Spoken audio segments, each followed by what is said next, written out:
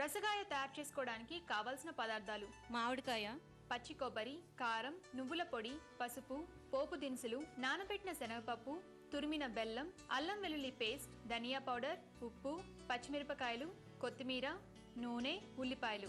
Garnish కోసం మామిడికాయ ముక్కలు, పచ్చిమిరపకాయలు, కొత్తిమీర. రసగాయి తయారు చేసే విధానం: ముందుగా స్టవ్ వెలిగించి గిన్నె పెట్టుకొని 5 టేబుల్ స్పూన్ల నూనె పోసి నూనె కాగిన తర్వాత పోపు గింజలు, 2 రెమ్మల కరివేపాకు, 2 పచ్చిమిర్చి చీలికలు, 1 కప్పు ఉల్లిపాయ ముక్కలు వేసి అందులో కొద్దిగా ఉప్పు కూడా వేసుకొని మూత పెట్టి మగ్గించాలి. ఆ తర్వాత 1 టేబుల్ స్పూన్ అల్లం వెల్లుల్లి పేస్ట్, 3 టేబుల్ స్పూన్లు నానబెట్టిన శనగపప్పు, 1 కప్పు మామిడికాయ ముక్కలు వేసి తగినన్ని నీళ్లు పోసుకొని మూత పెట్టి 5 నిమిషాలు ఉడికించుకోవాలి. ఇప్పుడు చిటికెడు పసుపు, 1 టేబుల్ స్పూన్ కారం, తగినంత ఉప్పు, 3 టేబుల్ స్పూన్ల పచ్చి కొబ్బరి తురుము, 3 టేబుల్ స్పూన్లు వేయించిన నువ్వుల పొడి, 1 టేబుల్ స్పూన్ ధనియా పౌడర్, కొద్దిగా బెల్లం వేసి మళ్ళీ మూత పెట్టుకొని అది దగ్గర పడేంత వరకు ఉడికించుకోవాలి. చివరగా తయారైన రసగాయలో కొత్తిమీర జల్లి ఒక బౌల్లోకి తీసుకొని పచ్చిమిరపకాయలు, మామిడికాయ ముక్కలు, కొత్తిమీరతో గార్నిష్ చేసుకోవాలి.